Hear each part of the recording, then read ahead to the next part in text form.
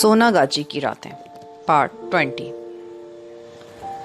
राहिल ने कहा, मैं कल से पहर को इसी जगह पर गाड़ी लेकर आ जाऊंगा।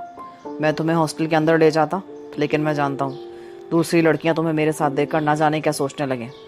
अब तुम्हें बारिश में ही दौड़कर हॉस्टल के गेट तक जाना होगा। बारिश में भीगना मुझे अच्छा लगता है। बारिश हमें बरसात के हर मौसम में उन जंगलों की याद दिलाती है जहां से निकलकर हमने शहर की संगीन इमारतों में अपना सफर शुरू किया था।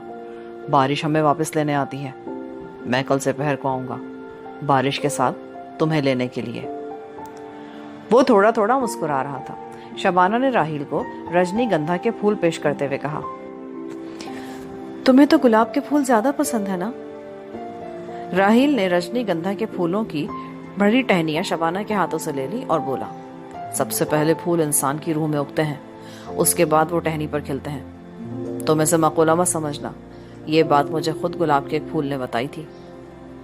शबाना गाड़ी से निकलकर गिरती बारिश में सड़क क्रॉस करके हॉस्टल के गेट की तरफ भागी, जहां नारियल के दरख्त बारिश और हवा में झूम रहे थे। राहिल शबाना को बारिश में दौड़ते देखता रहा। उसे महसूस हुआ जैसे बारिश की तलाश में भाग रही हो। उसके होठों पे हल्की सी गहरी और मानेखेज मुस्कुराहट नमूदार हुई और उसने गिरती बारिश में गाड़ी आगे बढ़ा दी। शबाना की रूममेट आरिफा उर्फ बकरात बेगम ने भीगे हुए कपड़ों की तरफ ताज्जुब से देखकर पूछा, तुम कहाँ चली गई थी शबाना? ये तुम सारी भीग रही हो। स्वामी पगोडा देखने के लिए गई थी, वापसी पर बारिश शुरू हो गई, कोई सवारी नहीं मिली। उफ, किस कदर मूसलाधार बारिश होती है यहाँ पर। आरिफा कमीज इस्त्री कर रही थी, कहने लगी, जल्दी से कपड़े तब्दील कर लो, तुम्हें जुकाम ना हो जाए। यहाँ मलेरिया बड़ी जल्दी हो जाता है। मैं तो तंग आ गई इस शहर से, मुझे गीले कपड़े दे दो, इस्त्री कर दूंगी मैं। शबाना ने दूसरे कपड़े पहन लिए। आरिफा उसके गीले कपड़ों को बाथरूम जाकर निचोड़ लाई और उन पर इस्त्री फेरते हुए बोली, मैं तो इन रोज रोज के लेक्चर से तंग आ गई हूँ। वही बातें बताने जो हमें पहले से मालूम है। बहादुर शाह जफर का मजार देख लिया, बस अब तो हमें यहाँ से चलना चाहिए। शबाना खिड़की के पास वाली कुर्सी पर बैठकर बाहर गिरती बारिश में जो ताड़ और आम के दरख्त नजर आ रहे थे उनको देखने लगी।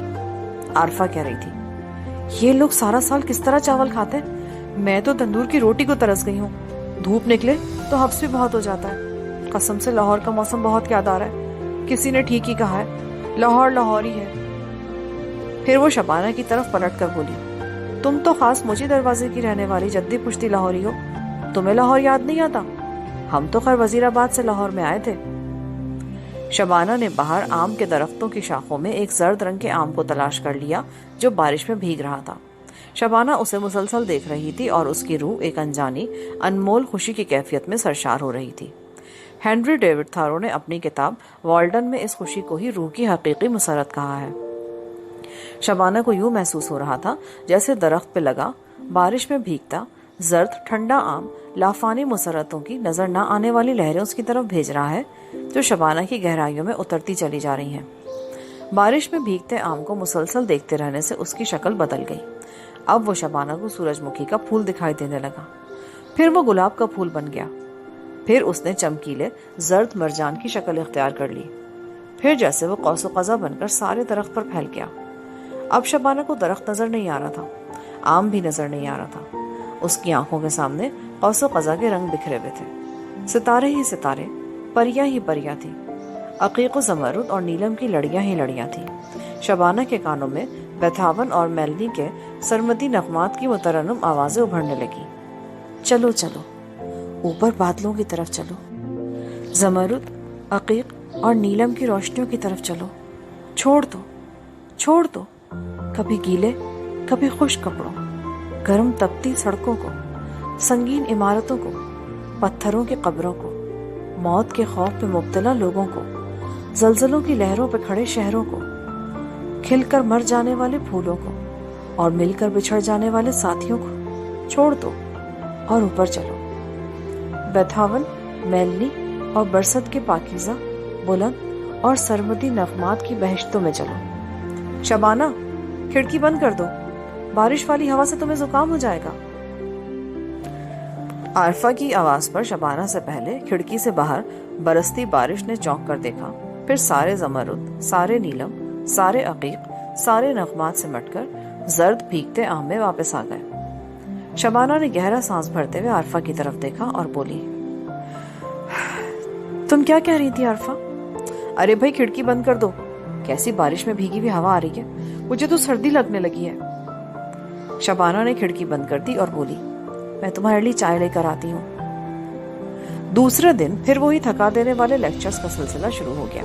बाकी लड़कियां भी अब इन लेक्चरों से बोर हो गई थी और शहर की सैर भी करना चाहती थी, मगर ये खालिस कल्चरल टूर था, लेक्चर भी जरूरी थे। दोपहर का खाना मेहमान लड़कियों को गर्ल्स कॉलेज की कैंटीन में ही खिलाया गया। बुकरात बेगम ने मोटे चावल देखे तो मुंह बनाकर शबाना से कहा, इन चावलों से पीछा कब छूटेगा? शबाना ने कोई जवाब नहीं दिया, वो राहिल के बारे में सोच रही थी। खाना खाने के बाद लड़कियां हॉस्टल की तरफ चलने के लिए बाहर आईं तो हल्की हल्की बूंदाबांदी शुरू हो गई थी। आरफा ने सर पकड़ लिया, फिर बारिश होने लगी। आखिर ये लोग किस तरह जिंदा रहते हैं यहाँ पर? दोपहर को भी बूंदाबांदी हो रही थी जब शबाना छोटी सी छतरी लेकर हॉस्टल से निकली। आरफा उस वक्त सर पे पट्टी बांधे सो रही थी। मौसम बेहद खुशगवार था। खुश्क हवा के बारिश में भीगे हुए झोंके चल रहे थे। शबाना सड़क पार करके सामने वाले दरख्तों में आकर खड़ी हो गई। 2 मिनट ही गुजरे होंगे कि राहिल अपनी छोटी स्याह गाड़ी लेकर आ गया। उसने गाड़ी को रोककर दरवाजा खोल दिया। गाड़ी में दाखिल होते ही पाइप और गुलाब की मिली जुली महक ने शबाना को घेर लिया। गाड़ी दरिया इरावती के साथ साथ जुनूब की तरफ दौड़ने लगी। राहिल ने बारिश में दरिया की तरफ देखा। औरत को उस वक्त देखना चाहिए जब वो अपने बच्चे को प्यार कर रही हो। उस वक्त रूह का बिछड़ा हुआ हिस्सा रूह से दोबारा मिल रहा होता है। और दरिया को उस वक्त देखो जब बारिश हो रही हो। उस वक्त दरिया का बिछड़ा हुआ जिस्म कतरा कतरा होकर दरिया से दोबारा मिल रहा होता है। शबाना के कानों में पंजाबी काफी के बोल गूंजने लगे। कभी सावल मोड़ महारा। हाँ, कभी सावल महार मोड़ता है तो माँ अपने बच्चे का मुंह चूमती है, उसे प्यार से अपने साथ लगाती है। सावल कभी महारे मोड़ता है तो दरिया बारिश के रूप में अपने दरिया के सीने पे गिरने लगता है और फूलों से बिछड़ी हुई खुशबू वापस धरती के सीने में उतरने लगती है। वे मैं रो रो अर्ज गुजारा, कदी सावल मोड़ महारा। शबाना की आंखों में आंसू आ गए। कौन था उसका सावल? किसने उसकी तरफ अपनी महारों को मोड़ना था? वो फ्लाइंग डचमैन कौन था? वो बकाशी वेनस की नहरों वाली गलियों के किस ख्वाबदीदा पुराने मकान की सैनशीन में महवे ख्वाब था? क्या उसका कोई वजूद भी था? उसने आहिस्ता से सांस खींचा और खिड़की में से दरिया की तरफ देखने लगी। यह इरावती दरिया था, बारिश में भीगता, लबरेज, भरा भरा बावकार समंदर की तरह का दरिया। राहिल कह रहा था, दरिया इरावती के बारे में गीत बहुत मशहूर है। उसे इरावती के मल्ला जब मछलियां पकड़ने निकलते हैं ना तो गाते हैं। तुम सुनोगी? सुनो, मैं तुम्हें इस गीत का उर्दू में तर्जुमा करके सुनाता हूँ। इरावती, हमारी नदी इरावती, तू इतनी उदास क्यों है? तेरे पानियों में हमारे आंसू गिरते हैं, क्या तू इसलिए उदास है? इरावती, तूने ये रक्स कहाँ से सीखा? क्या पहाड़ के उस मोड़ से जहाँ तू जंगल की तरफ अपना रास्ता बदलती है? इरावती, तेरे पानियों में हमारे आंसू भी शामिल हैं। इरावती, तू इतनी उदास क्यों है? इरावती, हमारी प्यारी इरावती। शबाना इरावती दरिया की एक लहर बनकर उसके सीने के साथ लगी गुमनाम समंदरों की तरफ बह रही थी। ये इरावती की लहर थी, ये जहलम और रावी की लहर थी, ये अजीम दरिया सिंध की लहर थी। ये कहाँ से शुरू होकर कहाँ खत्म होती है? बारिश, बारिश, दरिया, दरिया, गुलाब के सुर्ख फूल, जमरुदी आसमां पे चमकते नीलम के सितारों, तुम तुलुए आफताब के गीत गाओ। राहिल कह रहा था, इरावती काशान की पहाड़ियों से निकलता है, दरिया को निकलते किसी किसी की आंखें देखती है। उसने गुलाब का सुर्ख फूल डैशबोर्ड पर से उठाकर शबाना की झोली में गिरा दिया। ये तुमसे मिलने मेरे पास आया था। शबाना ने गुलाब को अपने होठों के करीब लाते हुए कहा, यहाँ गुलाब नहीं होता? फूल को याद करो तो वह आ जाता है। शबाना को वो सुर्ख गुलाब याद आ गए जो उसने अपनी वालदा और बहन गजाला की कब्रों पर डाले थे। शायद तुम्हें मालूम नहीं राहिल, मेरी बड़ी बहन गजाला और प्यारी अम्मी जान का इंतकाल हो गया था। राहिल ने कोई जवाब नहीं दिया। वो खामोशी से गाड़ी चलाता रहा। बूंदाबांदी इसी तरह होती रही। फिर उसने आहिस्ता से कहा, मुझे मालूम है तुम्हें दुख हुआ था, इसलिए मुझे भी दुख हुआ था। तुमने इस दुख का इजहार नहीं किया, अच्छा किया। दुख गैर कुदरती होते हैं। जब हमें कोई दुख पहुंचता है تو اس کا مطلب یہ ہوتا ہے کہ ہم کسی شے کی حقیقت سے بے خبر ہیں۔ تم اسے فلسفے کی باتیں تو نہیں سمجھ رہی نا؟ اچھا چلو چھوڑو ان باتوں کو۔ کبھی تم نے موت کو دیکھا ہے؟ اس سے زیادہ خوبصورت دنیا کی کوئی شے نہیں۔ کیا تم اسے سمجھتی ہو؟